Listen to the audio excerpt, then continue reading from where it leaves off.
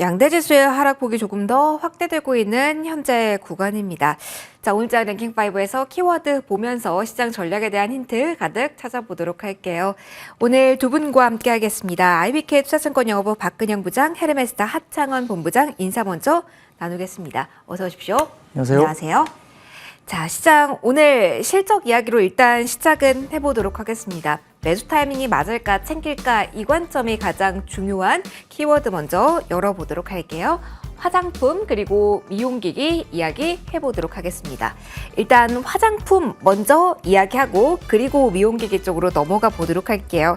박근영 부장님, 화장품 쪽 한번 봐주세요. 오늘 가장 궁금하실 이야기는 실적 계속 좋게 나오고 있습니다. 화장품 섹터 전반적인 분위기가 좋은데 이게 이어질까 여기에 있을 것 같아요. 주요 종목들도 윗꼬리가 달린 종목들이 꽤 많아서 네. 화장품은 일단 호실적 확인은 했는데 쉬어가나 이 관점이 가장 궁금하실 것 같거든요. 지금 자리 분위기 일단 한번 설명 부탁드릴게요.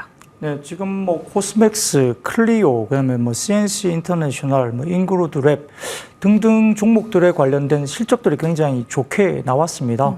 사실 어떻게 보면 뭐 서프라이즈가 나온 종목들이 대부분이고, 네. 그리고 조금 다른 이야기지만 게임주들도 의외로 대부분 다 좋았고. 컨센 대비 서프라이즈가 나왔고, 엔터주가 조금은 생각보다 좀 실망스러운 아쉬운 부분이 나왔죠. 그래서 뭐 화장품만 놓고 보면 실적단 관련해서 이미 지난주에 며칠 동안 화장품 섹터의 랠리를 좀 이어왔고요.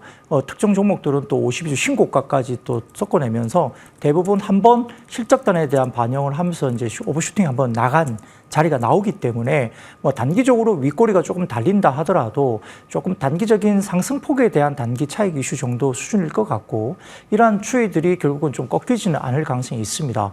이 화장품이 일단은 기본적으로 좋았던 이유는 비중국향 매출단에서 상당히 서프라이즈하게 굉장히 좋았다는 거고요. 특히 이제 미국 북미 시장과 그리고 동남아, 일본 등에 대한 시장에서 역시 기본 기초 스킨케어라든지 그다음에 일부 그런 부분들에 대한 뭐 실리콘2 같은 경우도 플랫폼 기업으로서 네. 굉장히 좋았던 기억이 있습니다. 그래서 중국 쪽의 비중이 늘어나지 못하는 부분들, 특히는 이제 좀 축소되는 부분들을 북미를 포함한 일본과 그리고 동남아 쪽의 어떤 메이크업이 생각보다 크게 잘 메이크업이 됐다는 거고요. 두 번째로는 작년 하반기부터 해서 하이난 면세점의 매출단이 올라오는데 한 30에서 40% 성장 중에 화장품이 지금 성장을 하는 게 보입니다. 그러면은 중국 내에 지금 화장품 재고도 소비자들을 포함해서 어느 정도 재고에 대한 부분들이 소진이 돼서 거기에 대한 성장이 화장품 업종에 대한 성장이 나오고 있는 거죠, 중국에서. 그래서 그런 부분들이 뭐 LG 생활건강이나 이번에 실적단을 보시면 중국 법인에 대한 턴어라운드가 이제 좀 가시적으로 보이기 시작하고요. 조금 재밌는 이야기지만 과거에 고가 라인에서 지금 올리브영으로 들어갈 생각조차 우리가 못했던 후라든지 이런 아주 초고가 라인의 제품들이 올리브영에 런칭이 된다는 거죠. 그러니까 그 시장을 이제 인정하게 수밖에 없고, H&B 중심의 뭐 올리브영 그리고 미국 같은 경우는 울타 뷰티 쪽에 이런 부분들에 대한 이 확장성, 이 플랫폼을 인정하면서 결국은 그렇게 높게 형성됐던 화장품들도 이제는 올리브영으로 입점이 확인이 되면서 들어간다. 그게 내려가다 보니까 지금 다이소까지 VT 제품도 들어가고 그런 특정한 어떤 또 제품들이 불티나게 팔리면서 굉장히 국내뿐만 아니라 수출 지표까지 좋게 나온다는 점에서는 최근에 굉장히 어려웠던 화장품 섹터의 턴어라운드 확실히 나타나면서 실적단이 결국은 조금 더 성장 국면에 들어가고, 또 그렇다고 해서 과거처럼 뭐 40배, 50배 화장품이 그렇게 또 밸류를 받고 있었던 것도 아니에요. 중국이 꺾이니까 뭐 열 몇 배, 20배 정도까지 이렇게 거래됐던 종목들이 꽤 있기 때문에, 그렇다면 멀티플 관련된 밸류에이션도 어느 정도 아직까지는 뭐 너무 과하게 오버슈팅 나갔다 보기엔 조금 쉽지는 않습니다. 조금 지나서 이제 미용기기 쪽을 굳이 말씀드리자면, 뭐 미용기기 같은 경우는 다소 좀 원택이라는 종목이 실적에 살짝 아쉬운 부분이 분명히 있었죠. 근데 그걸 굳이 이제 세 가지 이유를 좀 따져보면, 해외 직판 체제 가동에 따른 회계상 변화가 좀 있습니다.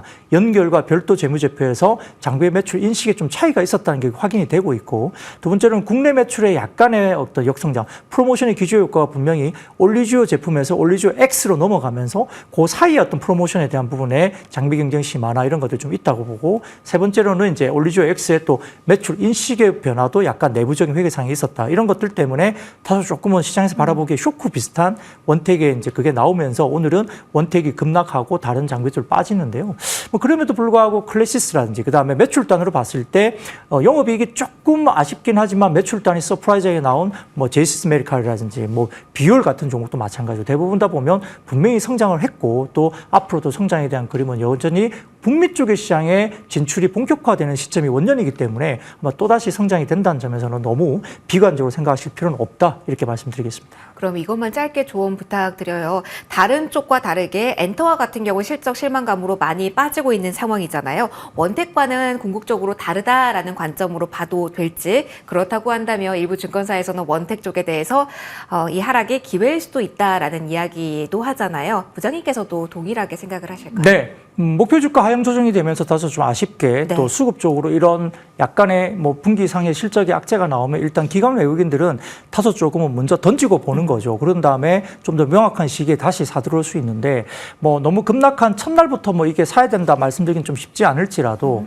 뭐 결국은 올리지오도 일단 그 제품들이 국내에서 굉장히 각광을 받았고 두 번째로 좀 태국이라든지 그다음에 남미 쪽과 관련된 부분 그리고 이제는 북미 쪽에 진출이 가시화되는 시점이 다가오고 있는 상황이어서 해외 쪽 진출 이런 부분 그리고 원택 같은 경우는 지금 비올이 중국에서 관련된 약간의 뭐 NMPA 관련된 인증 허가를 작년 연말에 좀 받아내는 그런 이슈가 있었는데 제이스 메칼과 원택은 또 중국 쪽에 관련된 허가 부분이 올해 가시성이 굉장히 높은 회사로 점쳐지고 있습니다. 뭐 그게 또 공식적으로 발표가 된다면 또 다른 국면이 또 진행이 됩니다. 해외 쪽 진출의 가시화 이런 부분들이 결국은 가장 큰 시장인 북미 진출이 가능한 회사인가. 두 번째로는 중국이나 그다음 그 외에도 이미 진출해 있는 태국, 남미 쪽의 확장성에 좀 더 포커스를 맞춘다면 조금 긴 호흡으로 원택의 이번에 1분기 실적이 그렇게 이제는 다 던져야 될 그런 시점을 보기에는 좀 이르다 이렇게 말씀드리겠습니다. 마침 실적 발표 이후에 내일 우리 시간으로 오후 3시에 IR이 예정이 되어 있습니다. 1분기 실적 및 현황 설명 질의응답 진행이 된다라고 하니까요. 이 종목에 대해서 추가적으로 궁금하신 부분들 일정도 체크해 두시면 좋을 것 같습니다. 관련된 이야기 조금 더 해보도록 할게요. 하차원 본부장님, 화장품의 타이밍을 여러 번 제때 제시를 해주신 바 있습니다. 아직도 그 포인트가 남아있는지 일단 지난주에는 실적에 환호하는 분위기가 뚜렷했잖아요. 호실적에 대한 반응이 이어질지 관련된 수치 계속 봐야 되는지 여기서부터 본부장님과는 출발을 해볼까 합니다.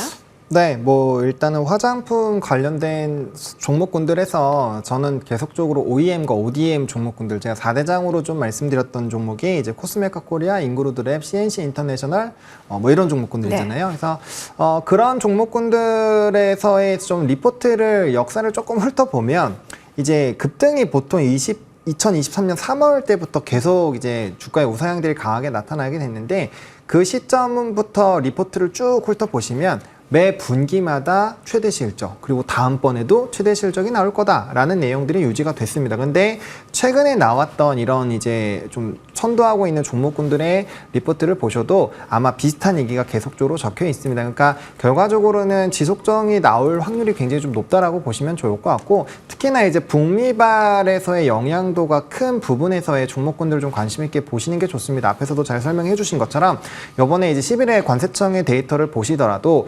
북미 지역, 미국 지역에서의 이런 점유율 확대가 굉장히 크게 나타나고 있거든요. 수치적으로 나오고 있는 상황이기 때문에 데이터 상으로 봤을 때는 해당 부분에서의 점유율이 얼마나 높아질 수 있느냐 그런 부분을 보셔야 될 것 같고요. 실리콘도도 결국엔 미국발 영향이 큰데 이번에 실적 엄청 잘 나와가지고 막 엄청 고공행진했잖아요. 그러니까 미국에 집중되는 기업들은 계속 볼 필요가 있습니다. 근데 오늘 같은 경우는 일부 기업이 이제 주가가 또 단기적으로 변동성이 좀 강하게 나타나다 보니까 투자 주의 이런 것들 걸리면 아무래도 조금의 이런 물량 소화들이라든지 좀 쉬어가는 흐름들이 나타날 수 있습니다. 근데 어쨌든 산업적인 흐름으로 봤을 때 지속적으로 이러한 해당 기조가 유지가 되고 있다라는 점에서는 긍정적으로 보실 필요는 있지 않을까라고 보고 있고요. 결국에 이제 수출 데이터가 꺾이는지를 봐야 되기 때문에 금일 아마 오후 6시에 나오겠죠. 네. 이제 5월 1일부터 10일까지 이런 데이터가 나올 거고 또 이제 20일 지나서 20일 데이터가 나오는 날 같은 경우는 이제 휴일도 있고 있다 보니까 20일이나 21일 정도에 나올 텐데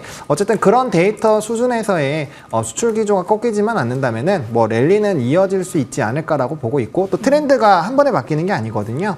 이런 저가에 대한 브랜드들 그리고 인디 브랜드들에 대한 이런 성장 기조들이 단기간에 끝나긴 어렵기 때문에 그런 지역과 연관된 종목군들만 잘 선정해 보신다면 일단 끌고 가는 데는 뭐 지금 아직도 문제는 없지 않을까라고 생각을 하고 있습니다. 이상무 이야기를 해주셨어요. 본부장님, 저희가 사실 오늘 엔터까지는 건드리지 않으려고 했는데 채팅창에 워낙 엔터주 지금 많이 외국인 기관 던지고 있는데 괜찮나요? 매수 적게일까요? 라는 질문들이 좀 많이 올라와서 짧게만 좀 코멘트 받고 싶습니다. 일전에 하이브에 대해서는 긍정적인 의견을 살짝 제시를 해주셨던 걸로 제가 기억을 하고 있는데 오늘 장은 어떻게 보시는지, 최근에 노이즈도 있고 실적은 단연 실망감 그 자체였기 때문에 이걸 기회로 볼 수 있을지 간략하게만 포인트 짚어주세요. 일단은 뭐 1분기 실적 같은 경우는 아마 다들 알고 계셨을 겁니다. 좋지 않을 것이라는 것을요. 그래서 그 부분은 이미 좀 주가에 반영이 되어 있다라고 보시면 좋을 것 같고, 금일 같은 경우는 이제 JYP와 YG엔터에 대한 이런 목표 주가 하향 리포트가 아무래도 좀 큰 타격을 준 것 같습니다. JYP의 이런 리포트를 좀 뜯어보시면 목표 주가는 9% 하향 조정했고요.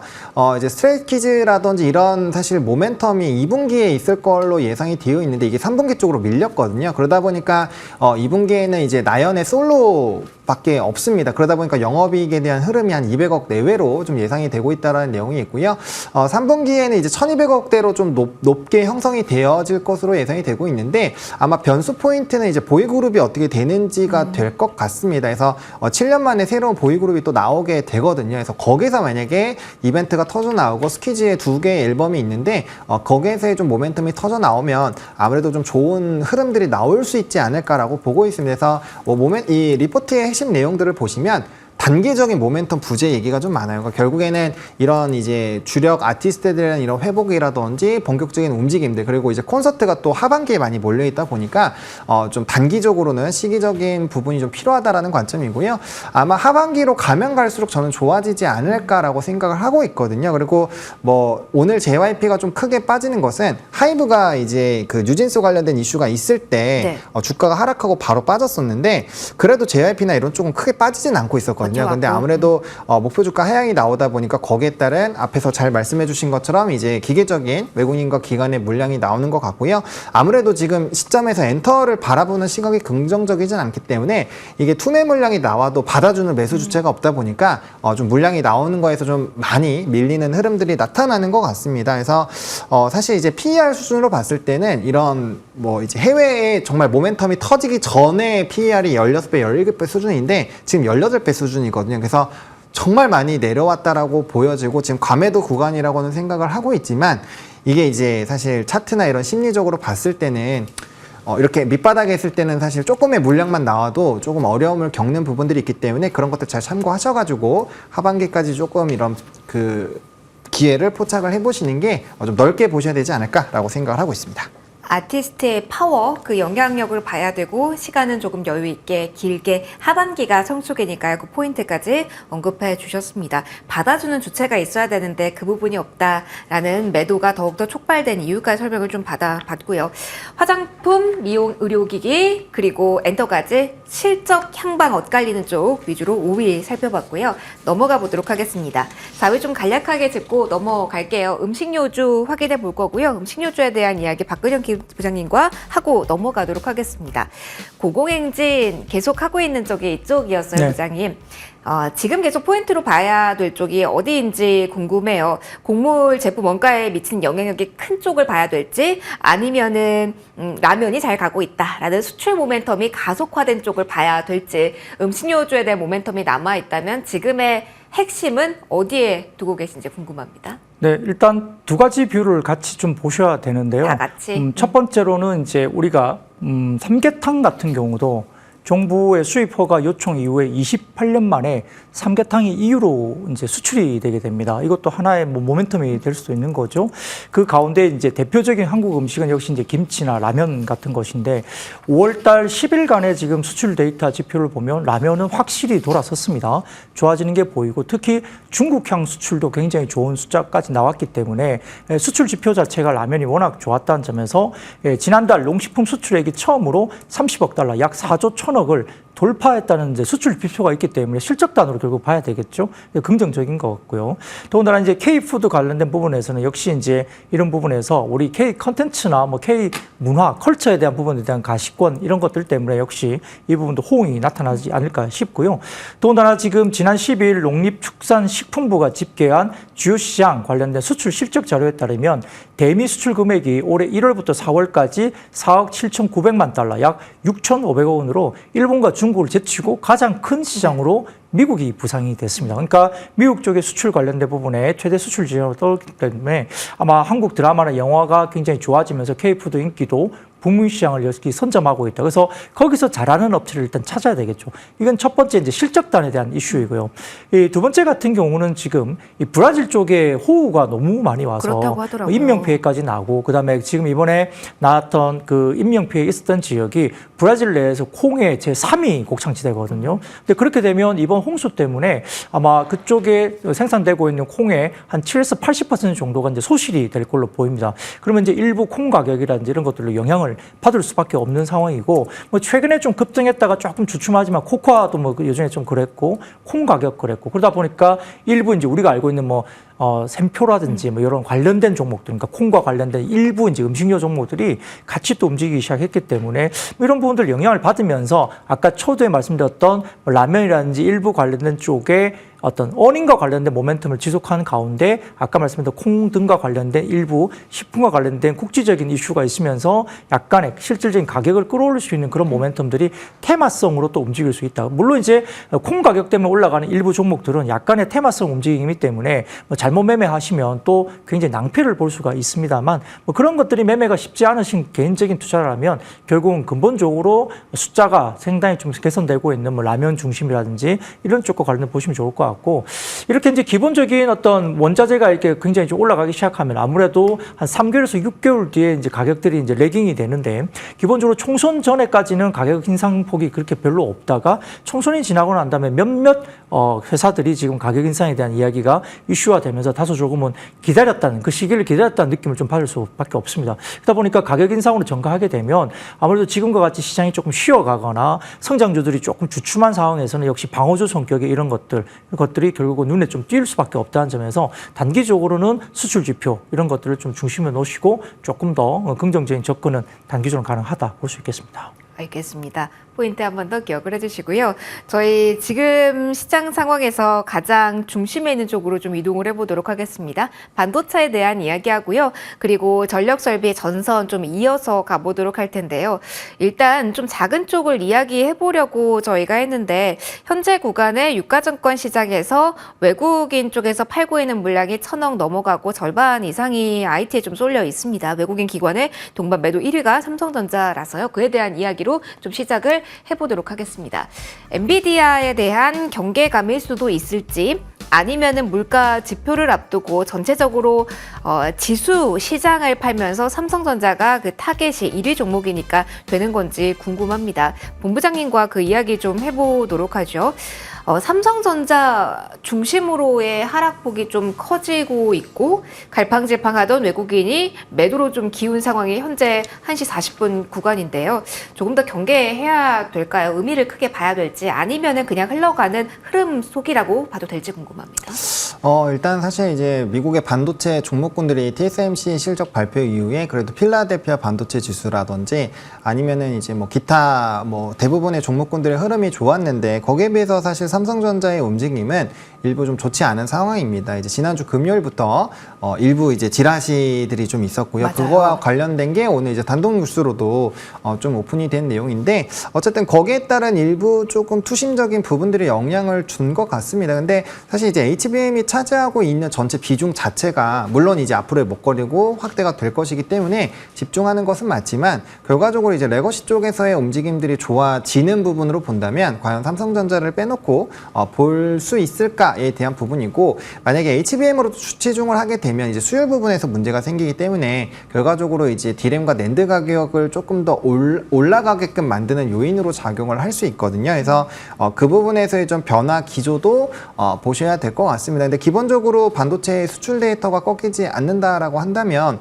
충분히 조금 우리가 이제 적어도 엔비디아 실적까지는 조금 지켜봐야 되는 게 맞지 않을까라고 보고 있고요.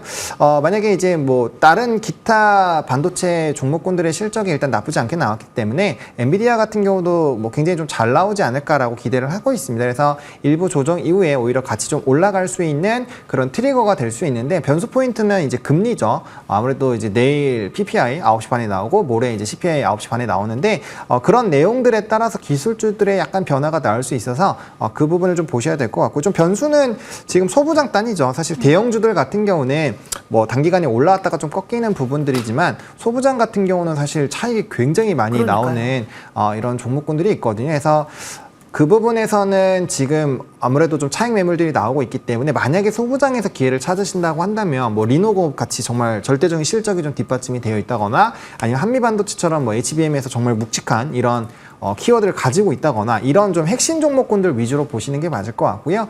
뭐 유리기판이라든지 CXL이라든지 만약 이런 것들 갖고 계신다면은 조금은 상당히 좀 힘든 시기를 조금 보셔야 될 것 같고 기간 조정을 충분히 열어놓고 바라보시는 게 맞지 않을까라고 생각을 하고 있습니다. 그러면 삼성향이 좀 짙은 종목들은요. 본부장님께서도 말씀해 주셨지만 루머의 삼성전자도 그리고 소부장단에서 많이 흔들림이 있었잖아요.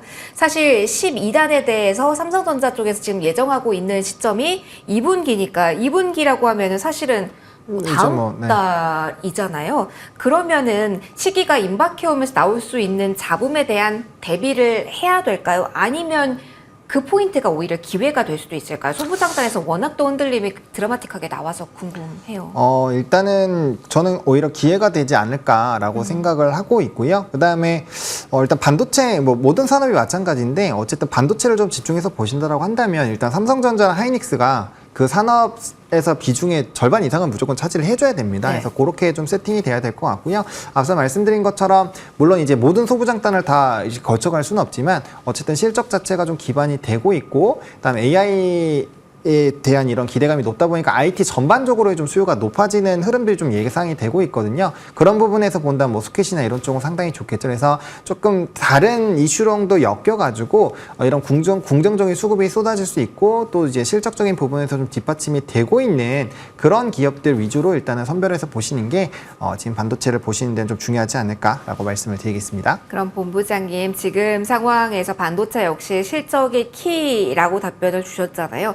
그래서 AI 소프트웨어 쪽에 상대적으로 좀 약한 걸까요? 오늘 무거운 이슈가 될 만한 이야기를 쭉 찾아보면 사실은 소프트웨어 쪽이 훨씬 더 많기는 해요. 애플 음성비서 실이 공개한다, 뭐 소프트뱅크 투자한다, 뭐 여러 가지 이야기가 있긴 한데 전반적으로 탄력이 이쪽으로는 수급이 붙고 있질 않아서 궁금해요. 굳이 뭐 따져보자면 한글과 컴퓨터 실적 나쁘지 않은데도 부각은 못 받고 있고요. 이런 분위기 자체는 어떻게 봐야 될까요? 근데 오늘 소부장 단에서 이제 음성 쪽으로 연관되어 있는 게 뭐 브리지텍이라든지 사실 이제 플리토 이런 기업들은 좀 움직임이 나타나고 있거든요. 그래서 근데 이제 하드웨어 쪽이 상당히 많이 움직일 때 사실 소프트웨어가 조금 소외되는 경우는 있지만 결국에는 좀 이렇게 핑퐁을 맞춰주는 흐름들이 있고요.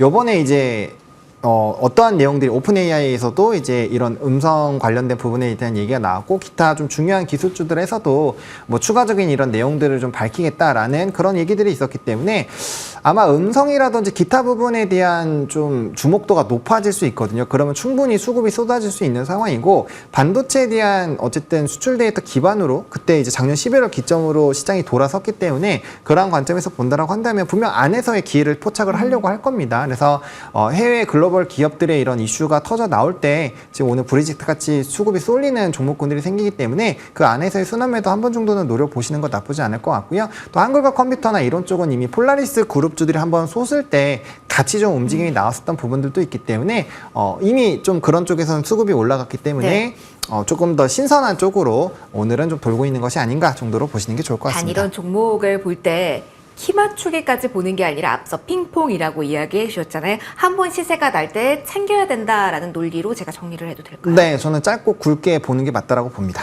알겠습니다. 소프트웨어 관련 이슈도 있어서 반도체 보면서 같이 이야기를 담아봤습니다. 반도체를 봤으니까 이쪽에 대한 이야기도 해야 될 것 같아요. 같이 AI를 품고 있는데 시세 변동성이 지금 2시 진입하는 이 구간에 더욱더 가팔라지고 있어서 그 포인트 먼저 잡아보려고 합니다. 전력 설비 전선 열어볼게요. 가장 키포인트로 이 뉴스 많이 보셨을 것 같습니다. 미국 연방에너지규제위원회가 오늘 밤 전력망 가속화 개혁안을 발표한다라는 이벤트는 앞두고 있는 상황입니다. 박근영 부장님, 재룡전기 대장주로 많이 보셨을 텐데 지금 하락 전환, LS도 11% 이상 오르다가 현재는 0.5% 상승분은 거의 다 반납이 된 상황입니다. 네. 오늘 오후에 나오고 있는 이 시세 변동성에 좀 민감하게 반응을 해야 될까요? 큰 이벤트 앞두고 있다 보니까 어떻게 해야 되지? 이 이벤트를 타고 올라갈까? 세론이 될까 궁금하실 것 같아요. 어떤 관점으로 보실까요? 네, 좋은 건 그게 부인할 수가 없을 것 같아요. 예를 들어 이제 전력 설비나 이런 것들은 두 가지인데 결국은 기본적으로 북미 시장의 노후망 개선 관련된 부분들이 장기 프로젝트라서 거의 10년 프로젝트인데 적어도 여기에 대한 재무 재정적인 어떤 절차 부분에 따르면 한 2, 3년 정도는 굉장히 많은 돈을 쏟아부을 수밖에 없습니다. 노후망 관련해서는 지금 한 75% 이상을 이제 노후망 개선을 해야 되기 때문에 추가적으로 좋을 수밖에 없고요. 두 번째로는 광산 부분들의 구리 부분들이 역시나 이 굉장히 좀 아프리카 쪽도 그렇고 오히려 좀 재밌는 게 아프리카 쪽에 광산 쪽에서 채굴을 하려다 보니까 전력이 모자라서 채굴을 또 못한다고 그래요. 거기도 부족하네요. 네, 그거 재밌어요. 그러다 보니까 이제 공급망에 대한 일부 이슈가 또 있는 상태에서 아까 말씀드렸던 북미 쪽에 노후망 교체 관련된 부분들이 있는 데다가 더군다나 AI 데이터 센터 관련된 캐펙스가 또 증가되는 그러니까 공급망과 수요망이 동시에 지금은 좀 더 구리 가격을 끌어올리는 모습이 나오고 있는 모습이죠. 더군다나 오늘 외신에 따르면 일본의 소프트뱅크 관련된 손정희 회장이 AI 분야에 10조엔, 88조 원을 또 투자하겠다. 그리고 엔비디아처럼 공장 없는 팹리스 관련된 반도체 전문 설계 회사를 통해서 내년 봄에 시제품을 선보이겠다. 가을에 양산하겠다. 구체적인 일정이 나왔고요. 26년 이후부터는 자체 개발한 반도체 기반의 데이터 센터를 유럽과 아시아, 중동에 세우겠다. 이렇게 나와버리니까 데이터 센터 관련된 수요가 역시나 전력 설비나 전선 쪽에 나타날 수밖에 없죠. 그래서 최근에 해외 쪽의 보고서를 보면 구리 가격이 이제 톤당 $10,000 수준까지 올라왔는데 현재 지금 데이터 센터 관련된 부분에 대해서 1, 2년 내에 톤당 $15,000 정도까지는 충분히 갈 수 있다는 해외 리포트가 계속 나오고 있습니다. 그 구리를 좀 더 공격적으로 보는 것이죠. 그러다 보니까 물론 기술적으로 봤을 때 오늘 전선주 일부 관련주들이 대한전선도 20% 이상 급등하고 네. 올라가는 종목이 나오다 보니까 거기에 따라서 차익 실현도 나올 수 있고 단기적으로 또 신고가를 일단 냈지 않습니까? 그래서 그런 부분이 그런데 자 전선과 그다음에 변압기 쪽을 본다면 일부 해외 쪽 글로벌 피어를 보자고 말씀드리는데 이 변압기 쪽에 관련된 부분은 이튼이라든지 일부 이제 이렇게 지라든지 이렇게 보시면 평균적인 변압기 쪽에 평균 밸류에이션이 한 25배, 6배 정도 되고 일부 이제 대장주 같은 경우는 30배가 넘거든요. 근데 HD 현대일렉트릭이 한 20배 초반 정도 되고요. LS 일렉트릭이나 효성중공업 등은 10배 중반에서 20배 사이 그 정도까지 와 있습니다. 최근에 오르기도 했지만 그렇게 되면 물론 이제 글로벌 피어와 똑같은 정도의 밸류를 똑같이 받아야 된다 이야기를 할 수 없다 하더라도 아직까지는 글로벌 피어 평균보다도 훨씬 더 떨어져 있는 어떤 그런 밸류를 받고 있다는 점에서 단기적인 급등 이후에 차익 실현이 나오면서 윗꼬리를 달고 일부 조금은 조정세가 나올 수 있다는 국면이긴 하지만 이건 기술적인 좀 국면이 아닌가 싶고요. 좀 더 기본적으로 전선과 구리 쪽에 관련된 부분들이 역시나 좀 더 강세로 단기가 아니라 좀 더 끌고 갈 수 있는 구간으로 우리가 본다면 이 부분은 좀 스쳐 지나간 쪽이 아닐까 싶고 여전히 그러면 이제 우리가 아까 좀 더 아침에 말씀드렸던 반도체가 이제 그래서 어떠냐 물어봤을 때는 전력과 변압기 전선 쪽이 좋으면 반도체도 좋게 봐야 되는 게 사실 맞습니다. 왜냐하면 결국은 전선과 변압기 이쪽은 데이터 센터 관련된 부분들이 같이 맞물려 있기 때문이고 그와 관련된 부분들이 꺾이지 않는데 반도체만 안 좋고 전선만 좋고 그럴 수가 없는 거거든요. 그러니까 이런 부분들을 같이 감안하시면서 포트폴리오에 대한 생각을 좀 해보시는 게 좋지 않을까 생각하고 있습니다. 한쪽만 갈 수 없으니까요. 계속 AI를 품고 있는 섹터는 같이 봐야 된다라는 조언까지 주셨습니다. 그럼 이것도 궁금합니다. 이어가 보도록 할게요. 본부장님, 업황 좋은 건 저희가 다 알고 있습니다. 반도체 이야기할 때도 AI에 대한 이야기를 좀 많이 해주셨잖아요. 그런데 이게 항상 궁금한 건 업황 사이클하고 주가 사이클은 다른데 지금 이 주가 사이클은 이 업황을 뭐 절반 이상 좀 빠르게 당겨서 반영을 한 상태가 아닐까가 가장 많은 분들의 고민이실 것 같아요. 어느 정도의 업황 사이클과 주가 사이클 괴리가 있다라고 보실까요? 그 지금 변압기 얘기하시는 네. 거죠? 네. 변압기 같은 경우는요, 이전에 사이클이 나왔을 때 6년 동안 올랐습니다. 네, 6년 동안의 강력한 산업 사이클이 있었고요.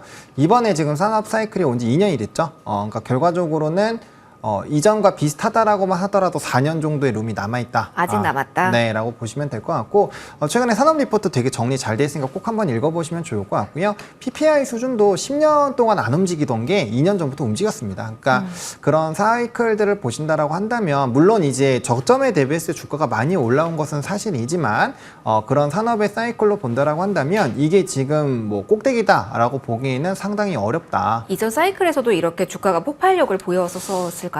뭐 지금 그러니까 시장의 분위기가 사실 다르긴 2차 했죠. 전지의 그 엄청난 랠리가 나온 다음부터는 좀 많이 차이가 있습니다. 그 전과 후가 시장이 많이 달라졌어요. 그러니까 과거에는 정말 일부 바이오나 이런 종목군들이 그런 시세를 쭉쭉쭉 올라갔지만 2차 전지가 산업 쪽으로 한번 끌고 간 다음부터는 이슈나 모멘텀이 굉장히 좋은 기업들이나 산업군들이 고점을 엄청나게 갱신하는 그런 사례들이 많이 나타났거든요. 그래서 과거와의 이런 약간의 흐름의 차이는 있지만 근데 이제 그거는 있죠. 과거에 그런 주가의 흐름들이 나타나진 않았지만 그때는 이 정도의 노후 변압기와 이 정도의 데이터 센터에 대한 요구 없었고요. 또 신재생에 대한 모멘텀들 그리고 구리 가격이 같이 올라가는 이런 흐름들 게다가 수출 기업 수출의 비중이 굉장히 높거든요. 우리나라 변압기 같은 경우는. 근데 수출의 우호적인 환율까지도 이렇게 곁다리가 맡은 적은 또 없습니다. 그래서 그런 부분에서는 좀 차별화가 둬서 보실 필요는 있을 것 같다라는 점 참고드리겠습니다.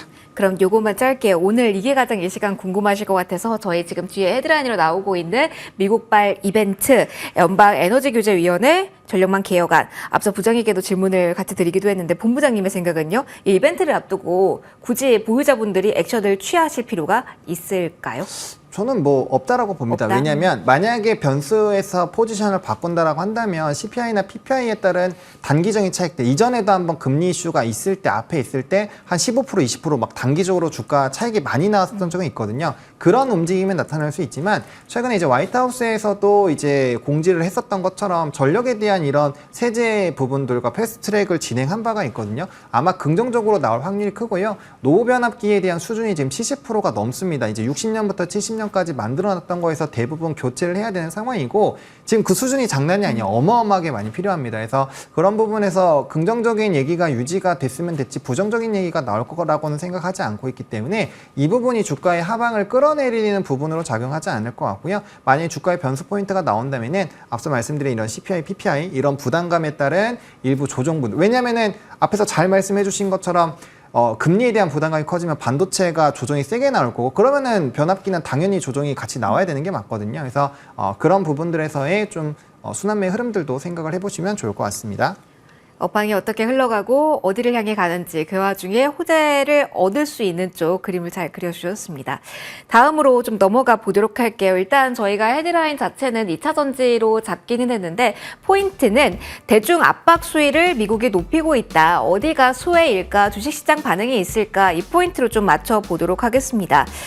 부장님과 먼저 시작하도록 할게요. 중국산 전기차 관세 뭐 4배 올린다. 14일 날 나올 것이다. 대략적인 일정, 대략적인 내용은 전해진 상황인데 뭐 1차적으로는 2차 전지 쪽에 수혜 많이 생각을 하셨을 것 같은데 또 그쪽은 움직임이 네. 없어요. 뭐 유니어 머티리얼즈 같은 히토를 보셨던 분들도 너무 빠르기도 해서 이 관련된 뉴스가 예전만큼 영향력이 있을까 궁금하실 것 같아요. 지금 어떻게 대응책 짜야 될까요? 대중 제재라고 보면 최근에 움직이는 섹터는 분명히 있죠. 조선 그리고 조선이 해운. 가장 가난해. 예. 왜냐하면 그쪽은 숫자가 나오니까요. 그러니까 이제 그 차이입니다. 그러니까 조선과 해운 쪽이 움직이는 것은 최근에 실적 발표단에 숫자가 나오기 시작한 것이고 2차 전지 같은 경우는 숫자가 안 나오니까요. 그렇기 때문에 뭐 그런 제재만 가지고 주가가 올리는 데는 여력이 한계가 있다는 것이고 뭐 2차 전지를 그래도 아직까지는 조금 더 2분기까지는 좀 더 보수적으로 보자는 의견들이 많이 있습니다. 물론 이제 낙폭 과대에 따른 단기 바닥론 이슈도 있기도 하고 또 일부에서는 좀 부정적으로 보는 쪽도 있기는 하지만 아무튼 전체적인 흐름은 아직까지 2차 전지 조금 보수적으로 보자입니다. 실질적으로 지금 뭐 예를 들어서 뭐 완전히 메인스트림은 아니지만 리비안 같은 경우도 1분기 생산 대수도 굉장히 많이 줄었고 더군다나 테슬라도 1분기에 생산 대수나 판매 대수로 봤을 때도 사실 좀 쇼크에 가까운 게 나왔었죠. 그리고 지금 사이버 트럭 같은 경우도 지금 생각보다 좀 많이 올라오긴 하지만 그렇게 이슈화되고 있지 못한 그런 부분도 좀 아쉬운 부분이 분명히 있습니다. 일정적으로 테슬라가 많이 그래도 튀어오르지 않았냐 말씀하신다면 테슬라는 2차 전지가 잘 팔려서 지금 튀어오른 게 아니고 그 포커스를 자율주행. 이제 자율주행이나 로봇으로 포커스를 돌렸기 때문에 주가에 대한 리바운딩의 주요 변수를 그쪽으로 바꿨기 때문에 올라온 거예요. 그러니까 조금 다른 이야기죠. 더군다나 이제 지금 가장 공격적으로 이야기하고 있는 미국 쪽에 GM이 있는데 GM 같은 경우는 지금 1분기 전기차 소매 판매 부진 16,000대 정도가 굉장히 부진했거든요. 근데 연간 20만 대에서 30만 대 전기차 판매 가이던스는 그대로 유지했습니다. 포드는 굉장히 좋지 않게 말하고 있고 GM은 그래도 공격적으로 말을 하고 있죠. 그러다 보니까 상당한 온도차가 있는데 그래서 시장에서는 어떻게 이야기하냐. 자, GM 쪽은 굉장히 공격적으로 유지를 하고 있으니까 GM 밸류체인을 사자 이렇게 이야기를 하고는 있어요. 근데 이 강력한 가이던스가 일단 전기차 판매 부진을 GM 같은 경우는 소비, 수요의 문제가 아니라 공급의 문제로 인식을 하고 있다는 게 이제 거기에 핵심이 있는 거고요. 근데 1분기 미국의 전기차 판매가 BEV 기준 관련해서 8% 정도 성장을 했지만 사실은 8% 성장은 최근에 전기차의 성장세로 본다면 다소 조금은 아쉽고 네. 둔화되는 모습은 분명히 맞습니다. 그러다 보니까 전통적으로 미국에서 소비자들이 원하는 전통 브랜드의 인기 있는 SUV나 픽업 트럭 전기차 모델이 부족하다. 그래서 그렇게 하반기 신차 출시가 본격화되면 하반기 가파른 성장이 가능하다는 전제가 GM에 깔려 있는 거예요. 자신감이 또 있을 수도 있어요. 걔네들 잘하는 모델이니까. 근데 만약에 이런 진단이 GM이라든지 이것도 만약에 하반기에 깨지게 되면 이 전제가 그래도 불구하고 하반기 모델을 많이 냈는데 하반기 수요가 생각한 것보다 만약에 안 올라오게 되면 추가적인 가이던스 하향 조정이 또 하반기에 있을 수 있다는 점은 조금 부담스러운 겁니다. 그러다 보니까 상반기 1분기에 바닥론 이야기가 나왔지만 2분기도 분위기가 지금 좀 쏘쏘하네. 그리고 지금 리튬 가격도 좀 다시 빠지기 시작하고 있거든요. 그러다 보니까 지난 저점을 깨지는 않았지만 조금 반등세를 주던 리튬도 다시 빠지고 그다음에 수요도 보면 생각보다 좀 주춤하고 리딩 기업이 없고 이러니까 상대적으로 조금 부담스럽게 갈 수밖에 없다. 그래서 아까 말씀드린 대로 고금리에 따른 올 할부 금액 증가라든지 다른 지역 대비 크진 않은 또 미국의 전기차 충전 인프라 이 이슈도 지금 있기 때문에 전반적으로 하반기 미국 전기차 판매에 대한 시장의 눈높이가 다소 조금은 추가적인 하향 조정 가능성도 조금 열려질 수 있다는 겁니다. 그런데 그렇다고 해서 급락에는 아니겠죠. 워낙 많이 빠져 있기 때문에 급락은 아니지만 리바운딩을 본격적으로 주려면 어떤 트리거 하나는 분명히 필요한데 그게 테슬라에서 나올지 아니면 다른 데서 나올지 뭔지는 모르겠으나 현재 전기차를 놓고 보는 관점은 오히려 수요나 뭐 이런 판매보다는 자율주행 쪽으로 포커스가 좀 바뀌고 있다는 점도 우리가 좀 고민을 해볼 필요는 있겠습니다. 수요를 조금 더 폭발시킬 만한 이슈가 나와야 된다. 결국은 사려는 사람이 많고 그래서 시장의 파이가 커져야 되니까요. 짧게만 본부장님과도 이야기 나눠보고 저희 랭킹5 마무리를 해야 될 것 같아요. 저희가 2차 전지 이야기하면서 앞서서도 미중 갈등 이야기를 살짝 했는데요. 본부장님께서 하나 더 제가 제시를 해드린다면 어떤 이야기 해주실까 궁금해서요. 앞서 부장님은 조선도 이야기를 살짝 해주셨네요. 그리고 바이오 기업 역시 우시가 미국서 거래 제한 결정 임박했다라는 이야기가 나와서 좀 넓게 볼 수가 있잖아요. 전략적으로 활용을 해본다면 이 갈등 속에서 주식시장의 찐수혜 어디로 보신지 좀 더 포인트 짚어주신다면 어디일까요? 뭐 찐수혜라고 보기는 어렵지만 관심을 갖게 본다면은 뭐 이제 관세와 연관되어 있는 뭐 철강 유통주도 한번 움직였고요. 그다음에 이제 CDMO 쪽 움직였고 조선 쪽도 움직일 수 있고요.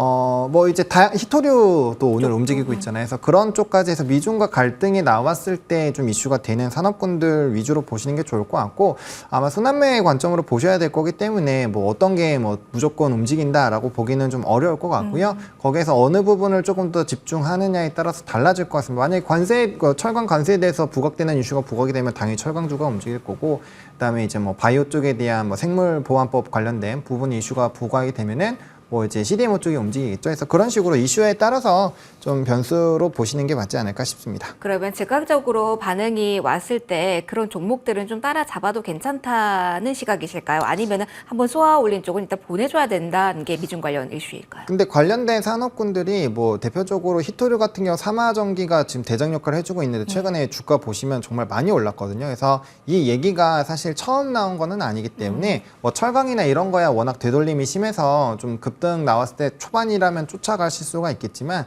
아마 지금 시점부터는 좀 쉽지는 않을 겁니다. 다만 대선 전까지는 계속적으로 이런 압박이 나올 수가 있기 때문에 그 변동성이 나올 수 있다라고는 조금 참고를 해보시면 좋을 것 같고, 현재 시점에서는 이슈 자체가 뭐 처음 나온 게 아니라 벌써 한 3주 전, 한 달 전부터 계속 이슈가 그렇네요. 되고 있기 때문에 좀 신규로 하시기에는 점점 난이도가 높아지고 있다 정도로 이해를 해보시면 좋을 것 같습니다.